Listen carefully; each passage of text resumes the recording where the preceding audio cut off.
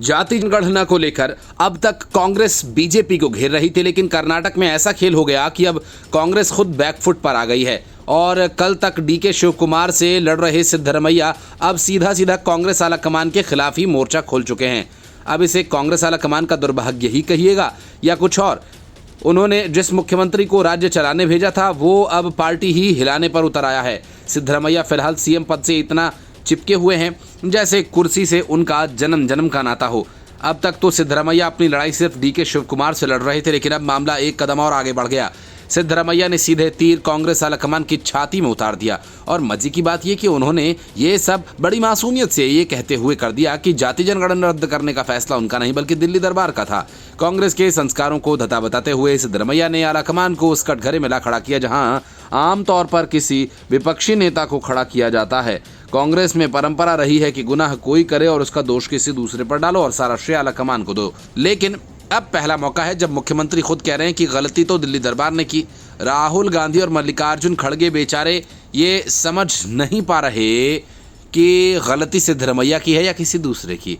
अब जबकि खड़गे खुद कर्नाटक से आते हैं तो उनकी हालत द्रविड़ प्राणायाम जैसी हो गई है। सांस भी रोकनी है और कांग्रेस को भी बचाना है। उधर डीके शिव कुमार ने इस सब तमाशे में अपने हाथ झाड़ लिए, शांत होकर बैठ गए, मानो कह रहे हों आप लड़िए साहब, मैं तो अपना नंबर आने का इंतजार कर रहा हूं। पर यह जो 2.5 साल बाद सीएम बनने का फॉर्मूला है वो कागजों में ही अच्छा लगता है। राजनीति में 2.5 साल की दूरी 9 लोक और 14 भुवनों जितनी होती है और सिद्धरमैया तो वैसे भी वो खिलाड़ी हैं जो टाइम से पहले ही अंपायर को आउट बता देते हैं। अब सिद्धरमैया पर आरोप है कि उन्होंने पर्दे के पीछे से ओबीसी संगठनों को सड़कों पर ला दिया। बात तो सही है कि अगर गणना दोबारा हुई तो जो ओबीसी अभी 56% हैं वो कहीं 36% न रह जाएं। इसलिए सिद्धरमैया की राजनीति सीधी है, भीड़ इकट्ठी करो, नारा लगवाओ और अपनी कुर्सी बचाओ। सिद्धरमैया खुद कुरुबा जाति से आते हैं, उन्हें मालूम है कि किस बटन को दबाकर कौन सा कास्ट रिमोट ऑन किया जा सकता है।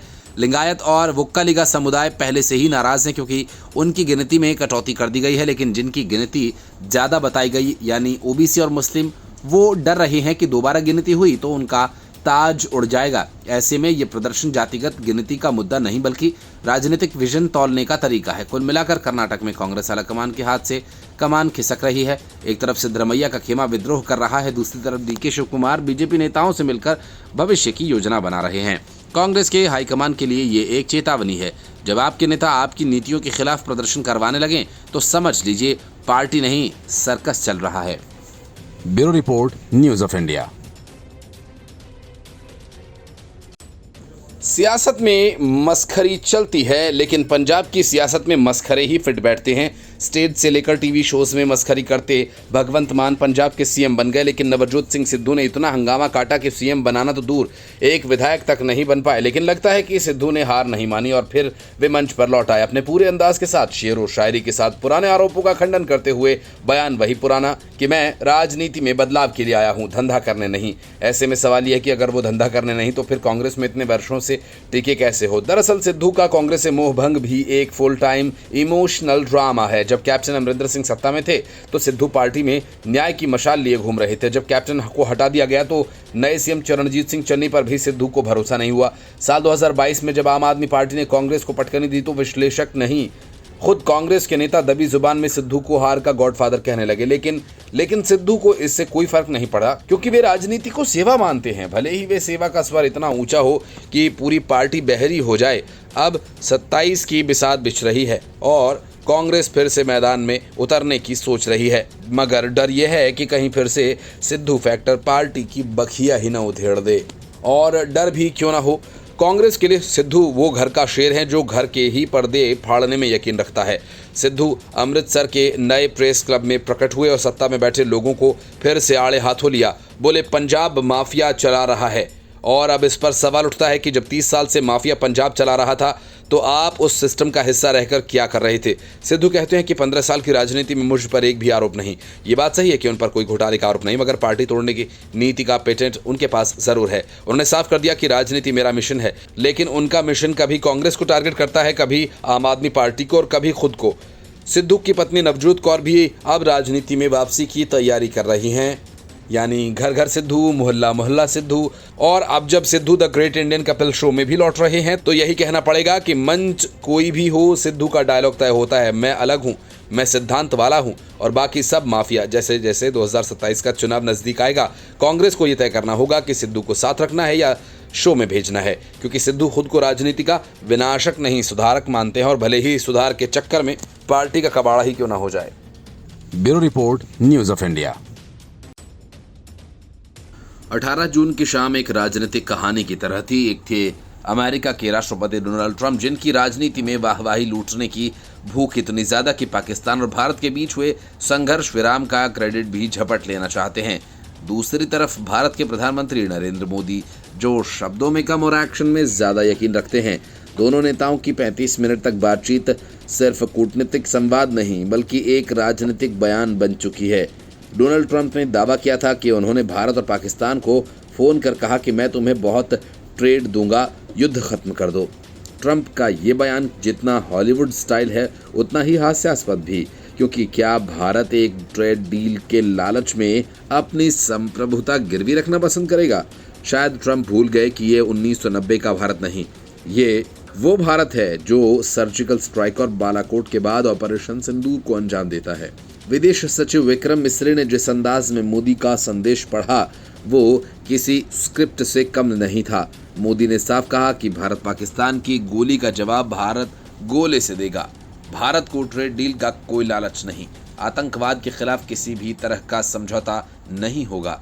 ये बयान सिर्फ ट्रंप को नहीं बल्कि पूरे वॉशिंगटन डीसी के पावर सर्कल को सुनाया गया। 22 अप्रैल को पहलगाम में आतंकी हमला होता है। 6 मई की रात भारत ऑपरेशन सिंदूर के जरिए पाकिस्तान में आतंकी ठिकानों पर हमला करता है। पाकिस्तान बौखलाता है।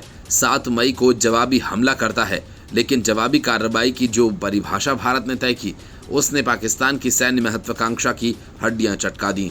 3 दिन की लड़ाई के बाद पाकिस्तान खुद सीजफायर की मिन्नतें करता है, लेकिन ट्रंप बीच में कूद पड़ते हैं कि हमने सीजफायर करवाया। दरअसल ट्रंप की कूटनीति का अर्थशास्त्र भी उनका प्रचार अभियान है। जब वह कहते हैं कि मैंने सीजफायर करवाया तो इसका मतलब होता है कि देखो अमेरिकियों, मैं फिर से महान हूँ। लेकिन प्रधानमंत्री मोदी ने जिस सख्ती से उनके इस भ्रम को तोड़ा वो राजनीतिक रीढ़ की मिसाल है। फोन कॉल में मोदी ने यह भी साफ कह दिया कि 7 से 10 मई के बीच न तो ट्रेड डील पर कोई चर्चा हुई, न ही अमेरिका के किसी भी प्रकार की मध्यस्थता स्वीकार की गई। मोदी इस वक्त G7 सम्मेलन के सिलसिले में कनाडा में हैं। ट्रंप से उनकी मुलाकात तय थी, लेकिन ट्रंप अचानक सम्मेलन छोड़ अमेरिका लौट गए। बाद में फोन कॉल कर मोदी को अमेरिका आने का न्योता डाला, पर मोदी के पास पहले से तय क्रोएशिया दौरे की योजना है। कह सकते हैं कि ट्रंप के निमंत्रण पर भी पीएम मोदी ने डिप्लोमेटिक व्यस्तता का सधा हुआ बहाना बना दिया। सवाल ये कि ट्रंप की इस मध्यस्थता की नौटंकी को आखिर कौन गंभीरता से लेगा? शायद वही जिन्हें पाकिस्तान के झूठ और अमेरिका के वादों पर यकीन है। भारत का संदेश साफ है कि आतंकवाद पर व्यापार नहीं होगा और सीज फायर का श्रेय किसी स्टेज पर खड़े शख्स को नहीं बल्कि LOC पर तैनात जवानों को, ऑपरेशन सिंदूर की टुकड़ियों को जाता है। ऑपरेशन सिंदूर के बाद 18 जून को प्रधानमंत्री नरेंद्र मोदी की अमेरिकी प्रेसिडेंट से पहली बार बात हुई। 35 मिनट की फोन कॉल में पीएम मोदी ने आतंकवाद पर सख्त रुख अपनाते हुए डोनाल्ड ट्रंप को साफ कर दिया कि भारत को अमेरिका के साथ ट्रेड डील का लालच नहीं है और आतंकवाद के खिलाफ किसी भी तरह का समझौता वे नहीं करेंगे। Bureau report, news of India. Ludhiana उपचुनाव का प्रचार खत्म होते ही अकाली दल के नेता विक्रम मजीठिया ने पंजाब की सियासत में हंगामा खड़ा कर दिया। वजह आम आदमी पार्टी सरकार के मंत्री की अधनंगी तस्वीरें। इन तस्वीरों के सामने आने के बाद मानो भूचाल सा आ गया। अरविंद केजरीवाल और भगवंत मान जिस वक्त दिन भर की थकान के बाद रोटी सब्जी खाकर चैन की नींद के लिए बिस्तर पर जा रहे थे, तब मजीठिया ने एक्स पर एक मॉरल पुलिसिंग का डंका बजा दिया। मजीठिया ने जो 4 तस्वीरें साझा की उनमें 3 तो अर्धनग्न पुरुष और एक महिला की कुछ खास पोजीशन में ली गई तस्वीरें। चौथी में वही व्यक्ति सीधे मुख्यमंत्री भगवंत मान के साथ मुस्कुराता नजर आया। मजीठिया ने दावा किया कि ये आम आदमी पार्टी सरकार के मंत्री की नैतिकता की पोल है।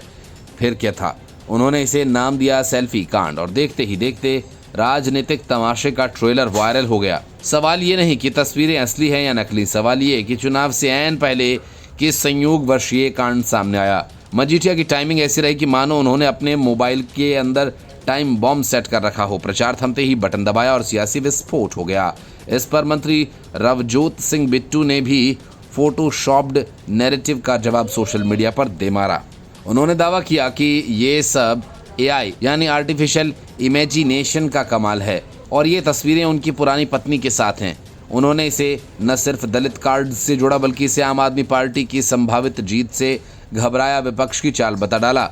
रवजोत बिट्टू ने साफ किया कि वो मानहानि का मुकदमा दायर करेंगे और इस गिरी हुई हरकत को सस्ता प्रचार बताकर उसे कोर्ट में घसीटेंगे। मगर मजे की बात यह रही कि उन्होंने खुद ही अप्रत्यक्ष रूप से मान लिया कि तस्वीरों में जो व्यक्ति है वह उन्हीं जैसा दिखता है और यहीं से मजीठिया को एक बड़ा मौका मिल गया और उन्होंने तुरंत पलटवार किया। नाम तो हमने लिया नहीं था, आप खुद सामने क्यों आ गए जनाब। ये पूरा प्रकरण एक और प्योर सियासी थ्रिलर बन गया। स्कैंडल, विक्टिम कार्ड, जाति का तड़का, एआई का बहाना और चुनावी टाइमिंग, ऊपर से लुधियाना वेस्ट सीट पर उपचुनाव का तड़का लगाकर इस नाटक को पूर्ण बहुमति से political drama of the month घोषित किया जा सकता है। लेकिन सवाल ये भी कि क्या इस ड्रामे से कोई पार्टी चुनाव जीत पाएगी या फिर जनता अब इसे पॉलिटिकल एमएमएस देखकर इतनी इम्यून हो गई है कि अब वो सिर्फ बिजली, पानी, रोजगार, शिक्षा के मुद्दों पर वोट देने को मजबूर है। बहरहाल इस चुनाव में असली जीत उसी की होगी जो नैतिकता का झंडा और वोट का बटन एक साथ पकड़ रहे, चाहे वो अर्धनग्न तस्वीरों में शर्मिंदा हो या एआई का शिकार।